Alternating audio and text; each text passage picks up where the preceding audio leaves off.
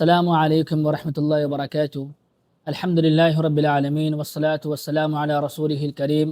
محمد وعلی آلہ وصحبہ اجمعین ومن تبعہم بإحسان الی یوم الدین، اما بعد۔ محترم سامعین، ساتویں فضیلت اور ساتویں خوشخبری نماز فجر ادا کرنے والوں کی یہ کہ فرشتے ایسے لوگوں کے حق میں دعائے رحمت اور دعائے مغفرت کرتے ہیں۔ حضرت علی رضی اللہ تعالی عنہ فرماتے ہیں کہ میں نے رسول اللہ صلی اللہ علیہ وسلم کو فرماتے ہوئے سنا، من صلی الفجر، جس نے فجر کی نماز پڑھی، ثم جلس فی مصلاہ، پھر اپنی نماز پڑھنے کی جگہ بیٹھا رہا، صلت علیہ الملائکۃ، فرشتے ایسے انسان کے حق میں مغفرت اور رحمت کی دعا کرتے ہیں، وصلاتہم علیہ اللہم اغفر لہ اللہم ارحمہم، اور فرشتوں کی دعا ایسے انسان کے حق میں یہ ہوتی ہے کہ اے اللہ اسے معاف کر دے اور اس پر رحم فرما۔ اسی طرح آٹھویں فضیلت نماز فجر ادا کرنے والوں کی یہ کہ جو لوگ نماز فجر کی ادائیگی کرتے ہیں ایسے لوگوں کو اللہ رب العالمین کا ذمہ نصیب ہوتا ہے، اللہ رب العالمین کی پناہ میں ایسے لوگ آ جاتے ہیں۔ جیسا کہ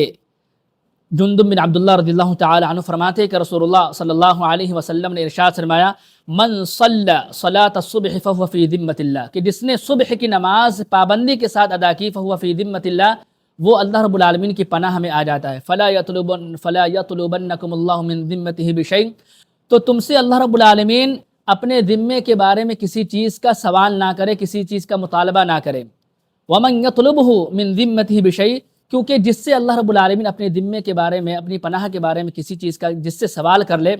یدرکہ، اللہ رب العالمین اسے پائے گا، ثم یکبہ علی وجہ فی نار جہنم، پھر اللہ رب العالمین ایسے انسان کو منہ کے بل جہنم میں ڈال دے گا۔ اس حدیث سے یہ بات معلوم ہوئی کہ جو لوگ نماز فجر کی ادائیگی کرتے ہیں یہ لوگ اللہ رب العالمین کی پناہ میں آ جاتے ہیں، اور ایسے لوگوں کے ساتھ چھیڑ چھاڑ نہیں کرنا چاہیے، نماز فجر ادا کرنے والوں کو تکلیف نہیں دینی چاہیے، کیونکہ جس نے نماز فجر ادا کرنے والوں کے ساتھ چھیڑ چھاڑ کیا یا تکلیف دی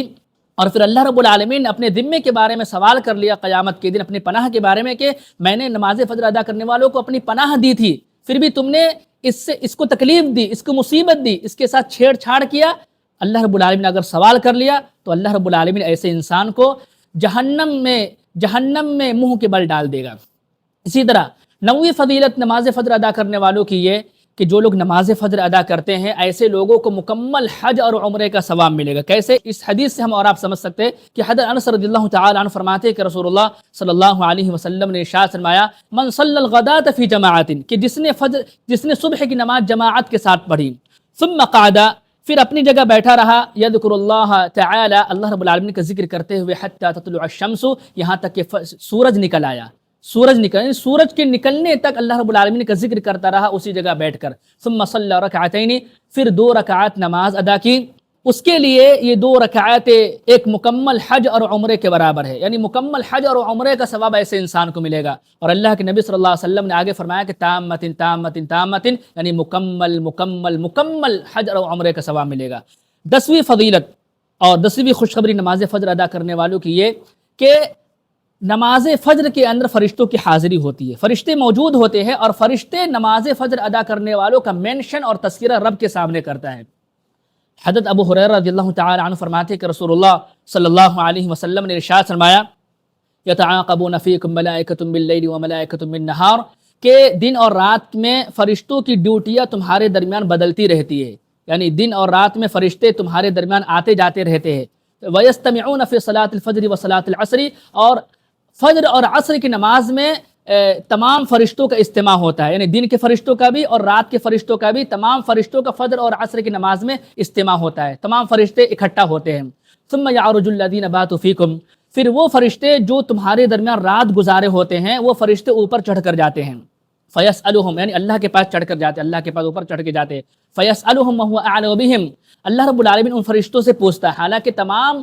تمام انسانوں کے حالات کے بارے میں اللہ تعالیٰ کو علم ہے، تمام انسانوں کے بارے میں اللہ تعالیٰ جانتا ہے، پھر بھی اللہ تعالیٰ فرشتوں سے پوچھتا ہے کہ کیف ترکتم عبادی، کہ تم نے میرے بندوں کو کس حال میں چھوڑ کر آئے ہو؟ تو فرشتے کہتے ہیں ترکناہم وہم یصلون واتیناہم وہم یصلون، ہم جب انہیں چھوڑے تو وہ لوگ نماز کی حالت میں تھے، اور جب ان کے پاس گئے تھے تو تب بھی وہ نماز کی حالت میں تھے۔ یعنی اس حدیث کے اندر نماز فجر اور نماز عصر کی فضیلت بیان کی گئی۔ تو یہ 10 فضیلتیں ہیں، 10 خوشخبریاں ہیں نماز فجر ادا کرنے والوں کے لیے، لہذا ضرورت اس بات کی ہے کہ اگر ہم یہ 10 خوشخبریاں اور 10 فضیلتیں حاصل کرنا چاہتے ہیں تو ضرور ضرور پابندی کے ساتھ نماز فجر کی ادائیگی کرے۔ اللہ رب العالمین سے دعا ہے کہ اللہ رب العالمین ہم تمام لوگوں کو عمل صالح کی توفیق عطا فرمائے۔ آمین قبل یا رب العالمین، وصلی اللہ تعالی علی خیر خلق محمد وعلی آلہ وصحبہ اجمعین۔